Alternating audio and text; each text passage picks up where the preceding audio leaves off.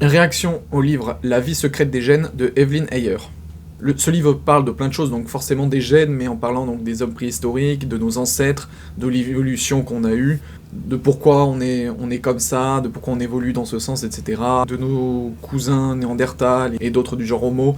Donc enfin voilà, il y a vraiment de choses très intéressantes dans ce livre, mais il y a de choses qui m'ont un peu titillé, notamment une partie sur, bien sûr, le côté wokisme, sur le sexisme des hommes préhistoriques, évidemment. Alors, les préhistoriens ont souvent relégué la femme à des rôles domestiques, attribuant le bon rôle aux hommes, artistiques et guerriers. Heureusement, des chercheuses déconstruisent ces clichés et nous livrent une autre vision des genres, au temps des mammouths et des premiers agriculteurs. Donc déjà, voilà, là, ce qui me fait rire, c'est que reléguer les femmes au rôle domestique. Donc comme si, en fait, se charger, on va dire, des choses domestiques, c'était négatif et mal. Ça, c'est un truc aussi qui est insupportable.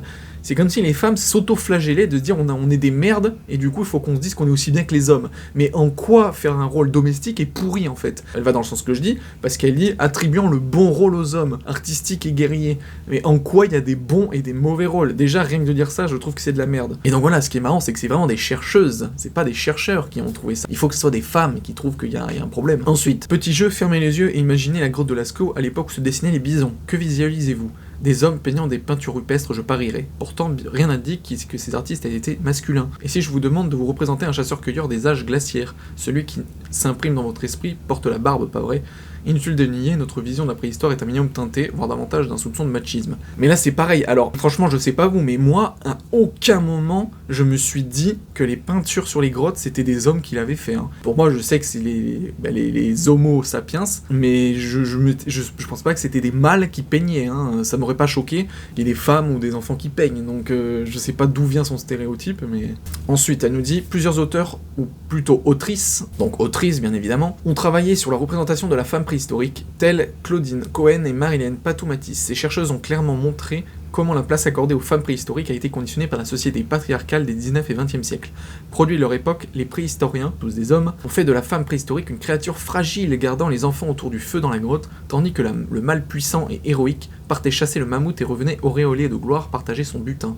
Toutefois, plusieurs découvertes ont ébranlé ces stéréotypes du genre. En premier lieu, dans les grottes ornées de mains de peinture inversées, quand on a commencé à mesurer précisément l'éventail des tailles des dessins, on s'est rendu compte qu'il existait de nombreuses empreintes plus petites. Ainsi, la possibilité que les femmes soient aussi allées peindre dans ces grottes ne serait pas exclue. Alors là c'est magnifique. Alors apparemment, tous les préhistoriens étaient machistes, hein, parce que vu que c'est des hommes, c'est forcément des machistes, et ils ont dépeint la femme comme une créature fragile gardant les enfants dans les grottes. Mais c'est pas vrai ça? Ah ouais, les enfants ils étaient dans la nature comme ça, face au danger, alors que les enfants humains, on sait bien que dès qu'ils sortent du corps de la femme, ils peuvent pas se déplacer et même se nourrir comme des bébés d'autres mammifères, donc bien sûr qu'il fallait les protéger, bien sûr qu'il fallait les nourrir, etc. Donc en fait, je vois pas comment ça pourrait être autrement. Et après d'utiliser le mot fragile, mais bien sûr que la femme était fragile au moment où elle enfantait et qu'elle est enceinte. Mettez une femme actuellement, dites-lui d'aller faire une séance de crossfit juste après avoir accouché, ça m'étonnerait qu'elle y arrive. Mais, donc à un moment donné, il faut arrêter quoi. Et bien sûr qu'après, oui, dans le reste de son existence, elle est pas forcément fragile. Après, évidemment, face à un homme, oui, elle est plus fragile. Je suis désolé, hein, vous prenez n'importe quel sport d'affrontement ou de combat, pour n'importe quelle catégorie, vous mettez deux pros, l'homme sera toujours plus puissant que la femme. Et c'est comme ça, c'est physiologique. Et après, ils disent, oui, le mâle puissant et héroïque. Mais je suis désolé, dans tous les livres que j'ai lus qui parlent de préhistoire, que j'ai jamais eu des héros préhistoriques, hein, moi, dans mes livres. Hein.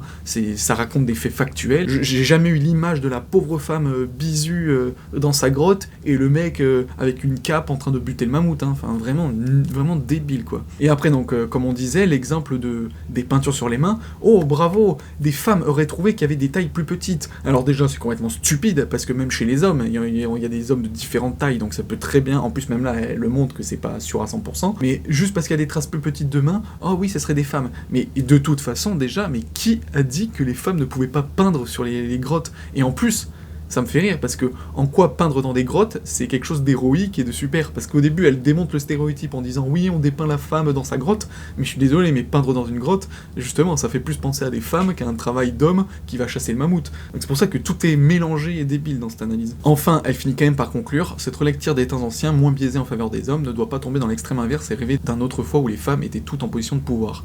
Bref, il s'agit d'éviter les travers fréquents qui consistent à projeter nos fantasmes dans le point passé et de mener l'analyse le plus scientifique possible. Donc là, je suis content qu'elle mette cette cette phrase, parce que effectivement, il faut pas faire les deux extrêmes, mais après, de dire mener l'analyse le plus scientifique possible, bah là, c'est tout l'inverse dans ce qu'elle a dit avant. Parce que oui, c'est un fait, les femmes, quand elles sont enceintes, elles sont fragiles, quand elles ont leur bébé, il fallait qu'elles s'en occupent, donc oui, il fallait qu'elles restent dans des endroits protégés, et de facto, l'homme qui a rien à foutre, bah oui, il allait apporter à manger pour le bien de lui et de sa femme et de son enfant. Donc, à un moment donné, faut arrêter, quoi. Et faut arrêter juste de se dire, ce que l'homme il fait, c'est génial, c'est le top, et ce que fait la femme, c'est de la merde. En fait, le problème, il vient de là. Si on élevait un peu plus l'importance de ce que fait la femme au détriment de ce que fait l'homme, on arrêterait de psychoter à se dire non, c'est pas vrai, les femmes elles faisaient pas ça, elles faisaient autant que les hommes. Non, je suis désolé, il y a toujours eu une division de pensée, une division physiologique, une division biologique et une division psychologique et de caractère entre le mâle et la femelle, et c'est comme ça. Enfin voilà, mis à part ce petit chapitre ultra féministe, le reste du livre est très intéressant